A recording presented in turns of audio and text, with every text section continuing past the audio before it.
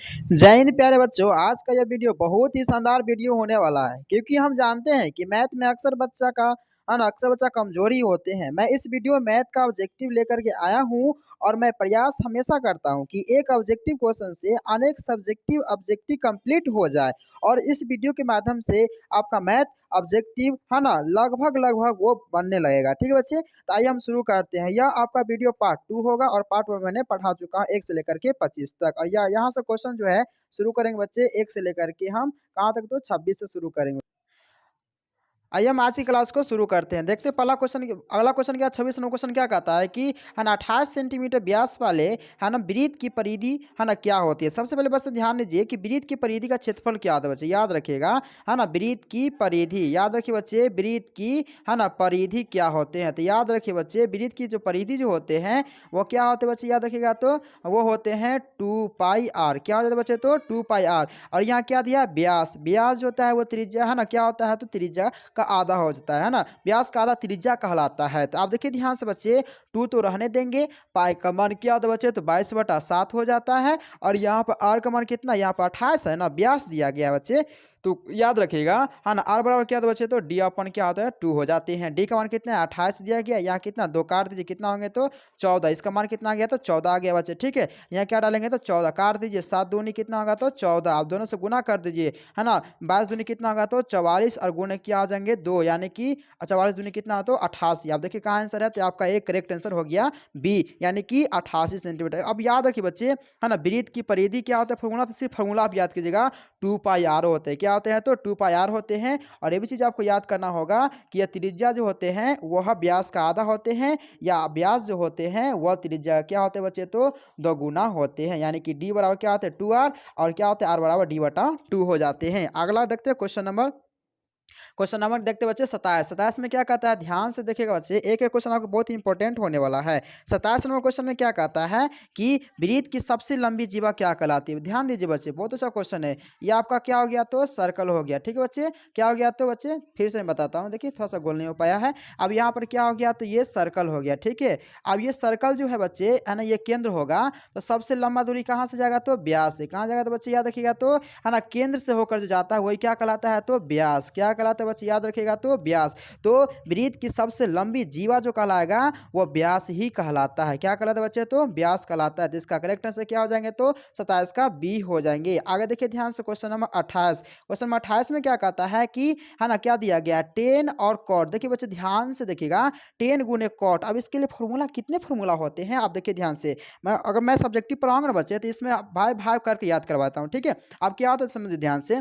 अगर मान लीजिए कि साइन क्या है बच्चे, है ना साइन थीटा। अगर साइन थीटा इसका भाई क्या होता है, तो साइन का भाई होता है कॉसेक। क्या होता है, तो कॉसेक थीटा। जब भाई भाई में झगड़ा होता है या लड़ाई होता है, या आप कह सकते हैं गुना होता है, जब भाई भाई में गुना होता है उसका रिजल्ट कितना होता है, तो 1 होता है। यानी साइन का भाई क्या होता है, तो कॉसेक। उसका फिर से याद कीजिए, है ना टेन थीटा गुने क्या होंगे, तो कॉट थीटा। क्या बच्चे, तो टेन थीटा गुने कॉट थीटा। जब दोनों को गुना करने से क्या रिजल्ट आएंगे, तो 1 हो जाएंगे। फिर उसके बाद देखिए ध्यान से अगला साइन कॉस है ना, वो साइन हो गया, उसके बाद कॉस हो गया। कॉस का भाई को देख लेते हैं, कॉस थीटा इंटू क्या होता है, इसका भाई कौन होता है, तो सेक होता है। कौन बच्चे, सेक होता है।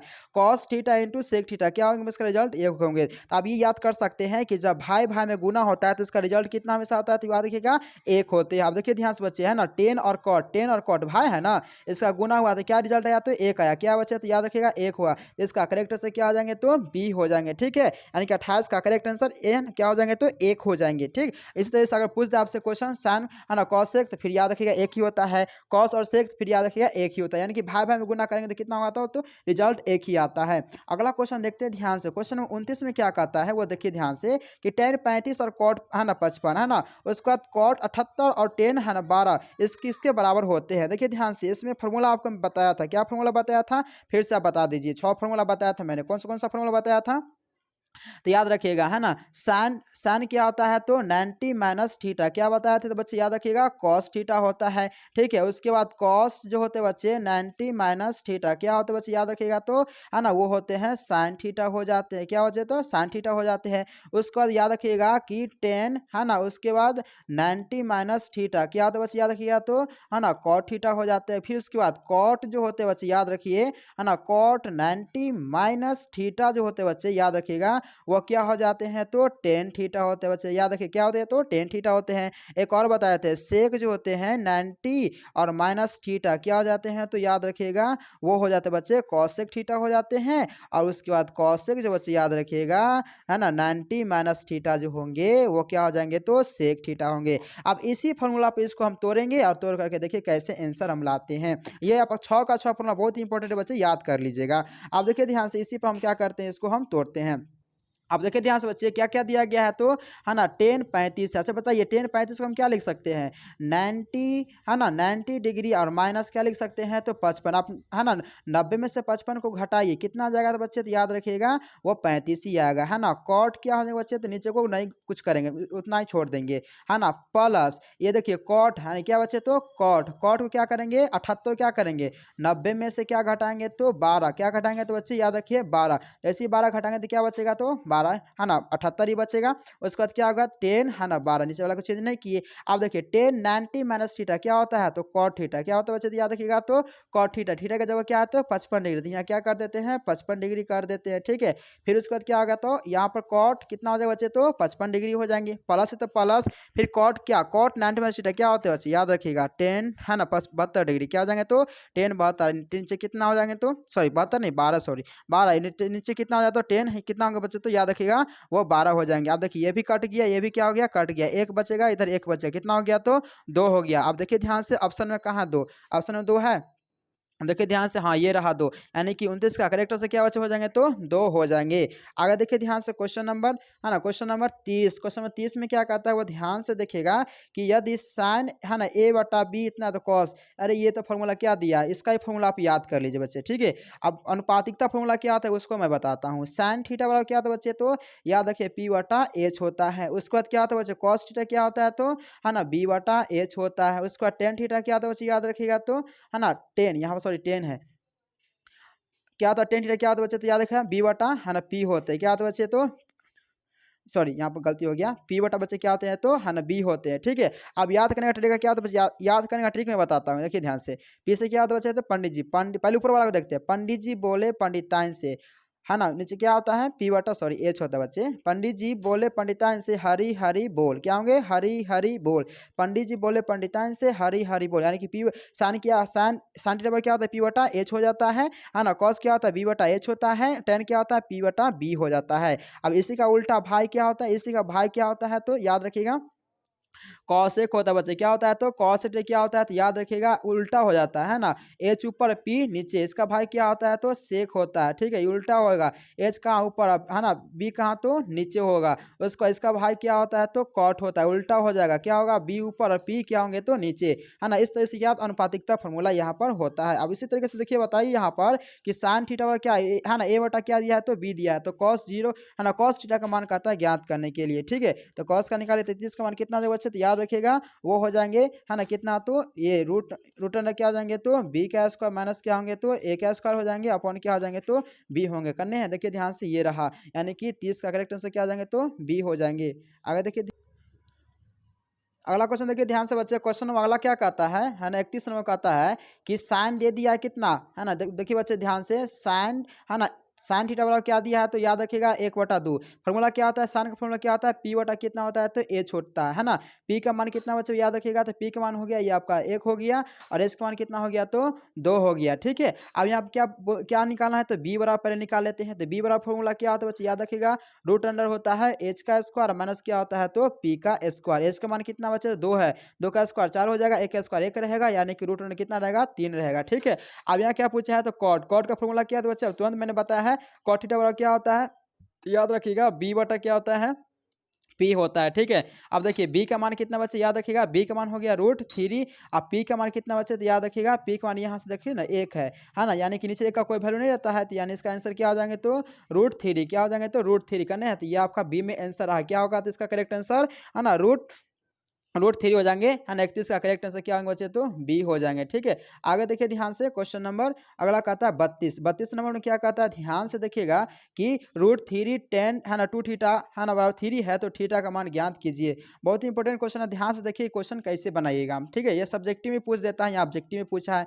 आप देखिए ध्यान से, इतना आसान क्वेश्चन ये है नहीं। ठीक है, 3 है ना √3 10 है ना 2 थीटा है बराबर दिया है 3। आप देखिए ध्यान से बच्चे कि अगर हम 10 2 थीटा जो है या क्या करेंगे, 3 है इधर आएगा तो क्या आ जाएगा बच्चे, तो याद रखिएगा इधर आएगा तो नीचे आएगा तो भाग हो जाएगा। अब देखिए ध्यान से यहाँ पर बच्चे क्या हो जाएगा, बच्चे ध्यान दीजिएगा, नीचे तो रूट रहता नहीं है, इसको क्या कीजिए काट दीजिए। ठीक है, काट दीजिए, क्या करिएगा तो उस पर रूट से और नीचे भी रूट से, इसको प्रमेयकरण कहते हैं बच्चे। ठीक है, प्रमेयकरण, नीचे रूट नहीं रहता है, ऊपर क्या बचेंगे बच्चे, याद रखिएगा तो 10 2 थीटा रहेंगे और ऊपर क्या 3 √3 हो जाएंगे और नीचे क्या आ जाएंगे 3 से क्या हो गया तो कट गया, यानी कि 10 2 थीटा बराबर क्या हो गया तो है ना √3 बच गए। अब बताइए 10 में √3 कितना का मान होता है बच्चे, तो याद रखिएगा 10 में 2 थीटा √3 जो होते हैं बच्चे, याद आप लोग कर लीजिएगा वो किसके बराबर होते हैं, तो 10 60 के बराबर। कितने, तो 10 60 का मान कितना आता है √3 होता है। अब देखिए 10 से 10 क्या हो गया तो कट गया, कितना बचे बच्चे यहाँ 2 थीटा बराबर क्या बच गया तो 60 बच गया,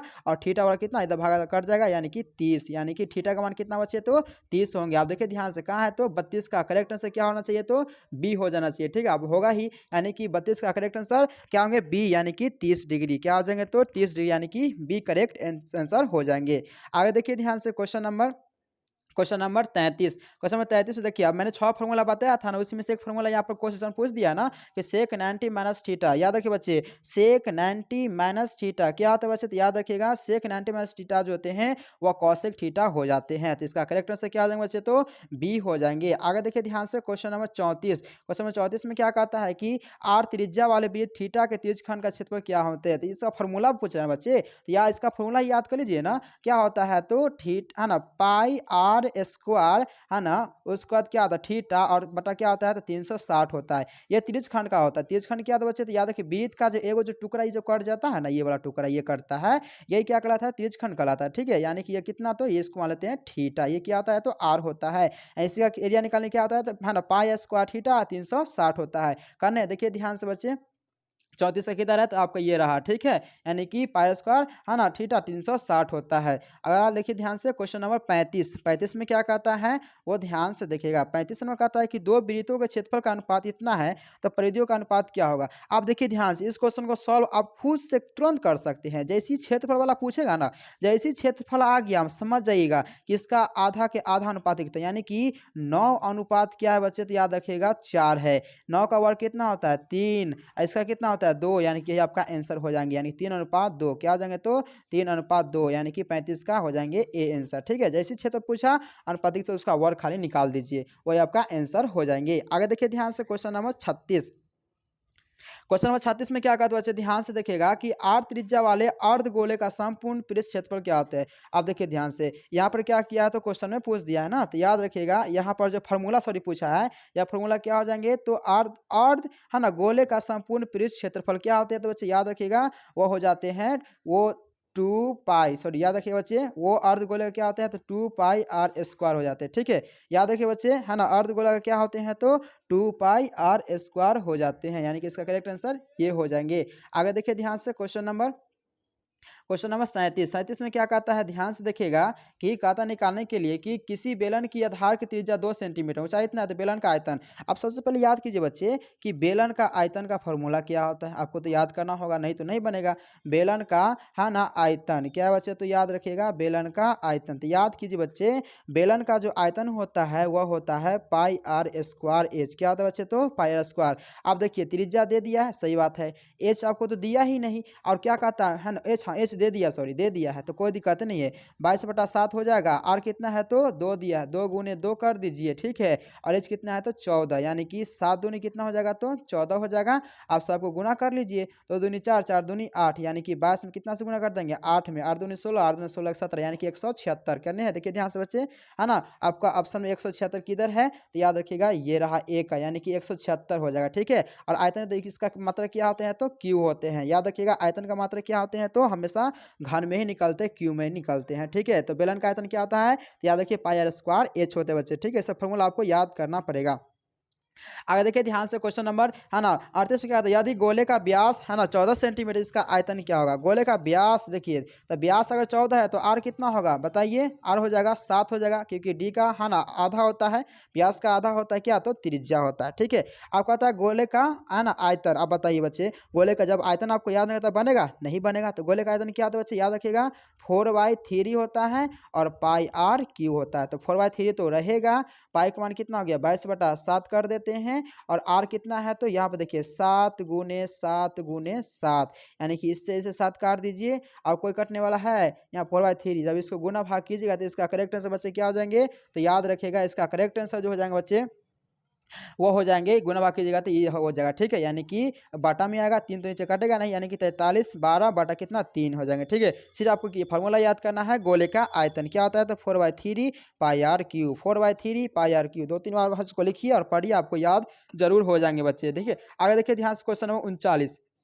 क्वेश्चन 39 में क्या कहता है, ध्यान से देखिएगा कि है ना किसी शंकु के आधार की त्रिज्या 5 सेंटीमीटर है और ऊंचाई कितना है 12 सेंटीमीटर का वक्र पृष्ठ क्षेत्रफल क्या था ज्ञात कीजिए। अब देखिए ध्यान से, अब शंकु है, शंकु का आकार कैसे बच्चे तो याद रखिएगा ये शंकु होता है। ठीक है, इसमें क्या होता है तो ये एल होता है, ये क्या होता है एल यानी तिर्यक ऊंचाई होते हैं, ये हाइट हो जाते हैं, ये आर हो जाते हैं, त्रिज्या होते हैं। यानी शंकु के आधार की त्रिज्या दे दिया है 5 है ना, त्रिज्या कितना दिया है तो आर बार दे दिया है 5 दिया है, फिर उसके बाद एच दिया कितना है तो 12, तो एल तो निकालना पड़ेगा, तो एल निकाल कर देखिए क्या होता है, एल बराबर क्या होगा एच का स्क्वायर प्लस आर का स्क्वायर, 5 का स्क्वायर कितना होगा 25 हो जाएंगे। उसके बाद एच का स्क्वायर कितना 12 12 ये 144 हो जाएंगे।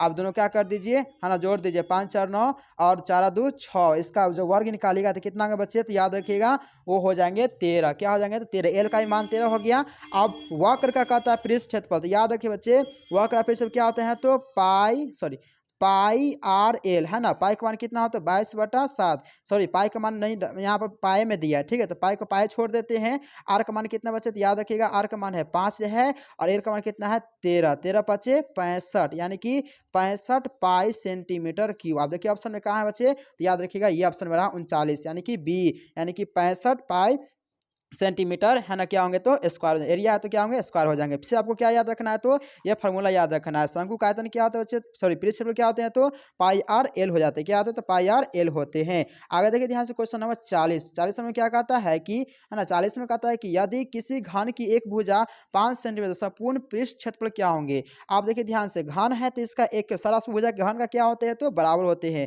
एक भुजा कितना दिया गया तो बच्चे याद रखिएगा तो 5 सेंटीमीटर दिया गया है। तो संपूर्ण पृष्ठ क्षेत्रफल कहता है ज्ञात करने के लिए तो क्या होता है बच्चे तो याद रखिएगा 6 एल स्क्वायर होते हैं, 6 गुने एल का मान कितना है तो 5, 5 का स्क्वायर कर लीजिए 5 25, यानी कि ये हो गया 6 में 25 से गुना गुना कीजिए। ठीक है बच्चे, तो कितना हो जाएंगे बच्चे याद रखिएगा 6 पंचे 30, 6 दिन 12 13 14 1 15, यानी कि 150। तो इसका करेक्ट आंसर क्या हो जाएगा बच्चे याद रखिएगा तो इसका करेक्ट आंसर हो जाएंगे ए, यानी कि 150 हो जाएंगे। आगे देखिए ध्यान से क्वेश्चन नंबर 41।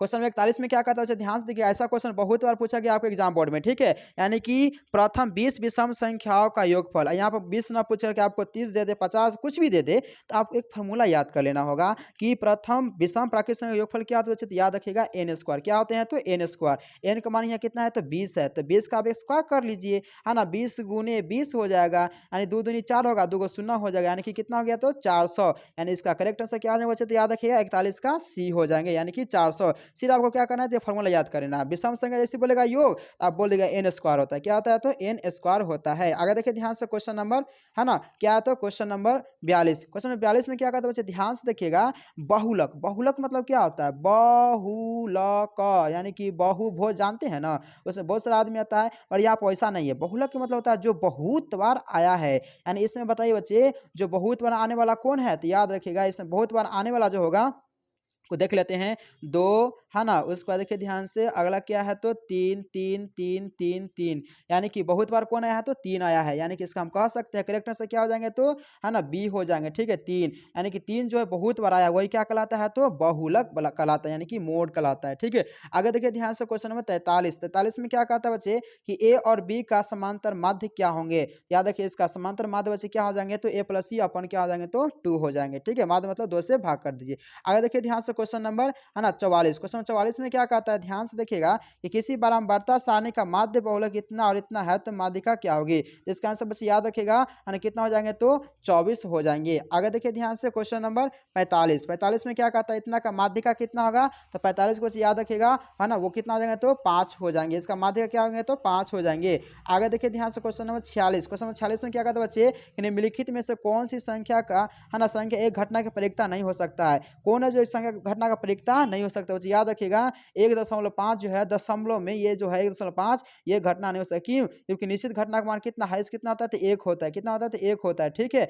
इससे ज्यादा होता नहीं है, यहाँ पे 1 से ज्यादा है, ठीक है, तो ये नहीं होगा। तो इसका करेक्ट आंसर क्या होंगे तो 46 का ए हो जाएंगे। आगे देखिए ध्यान से क्वेश्चन नंबर 47। 47 में क्या कहता है कि निश्चित घटना की परिकता क्या होगी, तो याद रखिए बच्चे निश्चित घटना की परिकता होती है वो 1 होती है। क्या होती है तो 1 होती है। आगे देखिए ध्यान से क्वेश्चन नंबर 48। क्वेश्चन नंबर 48 में क्या कहता है बच्चे कि, है ना, एक ठोस गोले की त्रिज्या 9 सेंटीमीटर है, पिघला को से एक, है ना, बेलन बनाया गया है, तो क्या होगा बच्चे, तो इसका आंसर याद कर लिए बच्चे, है ना, 9 सेंटीमीटर। बेलन की ऊंचाई कहता है ज्ञात करने के लिए, क्या कहता है तो बेलन की ऊंचाई कहता है ज्ञात करने के लिए। तो इसका आंसर याद करिए बच्चे, आप लोग बना लीजिएगा। इसका करेक्ट आंसर 12 आएंगे, कितना आएंगे तो 12 सेंटीमीटर आ जाएंगे, ठीक है। आगे देखिए ध्यान से क्वेश्चन 49। क्वेश्चन 49 में क्या कहता है, ध्यान से देखिएगा 49 नंबर में क्या कहता है कि किसी ऊर्ध्वाधर स्तंभ की ऊंचाई एवं उसकी जमीन पर छाया की लंबाई बराबर हो तो सूर्य का उन्नयन कोण क्या होंगे। तो 49 का करेक्ट आंसर बच्चे याद रखिएगा वो क्या होते हैं तो, है ना, 0 डिग्री। क्या होते हैं बच्चे याद रखिएगा तो 49 का, है ना, 0, सॉरी वो क्या कहता है फिर से देख लेते हैं, ऊर्ध्वाधर ऊंचाई एवं उसकी जमीन पर छाया की लंबाई बराबर हो जाए, लंबाई बराबर सूर्य का उन्नयन कोण कितना बनेगा, सॉरी 0 डिग्री नहीं बनेगा, कुछ एंगल तो बनेगा ना, तो कितना बनेगा तो 30 डिग्री। कितना बनेगा तो 30 डिग्री बनेगा। आगे देखिए ध्यान से क्वेश्चन नंबर 50। क्वेश्चन 50 में क्या कहता है बच्चे, ध्यान से देखिएगा 50 में कहता है कि, है ना, ए और बी अभाज्य है तो ए और बी का मासा कितना होगा। तो बहुत ही सिंपल क्वेश्चन बच्चे, याद रखिएगा इस दोनों को गुना कर देंगे, यानी कि ए गुने क्या हो जाएंगे तो बी, ए गुने क्या हो जाएंगे तो बी हो जाएंगे। अब बच्चे ध्यान से देखिए, अगर यह मैंने 50 तक मैंने मैथ में क्वेश्चन बताया हूँ, अगर यह मैथ अगर 50 तक आपको अगर अच्छा लगा होगा तो अपने दोस्तों के साथ जरूर शेयर कीजिएगा, और हमारे चैनल पर नए हैं तो आप कहता हूँ कि चैनल को सब्सक्राइब जरूर कीजिएगा और इस भाई को सपोर्ट जरूर कीजिएगा। तब तक के लिए जय हिंद।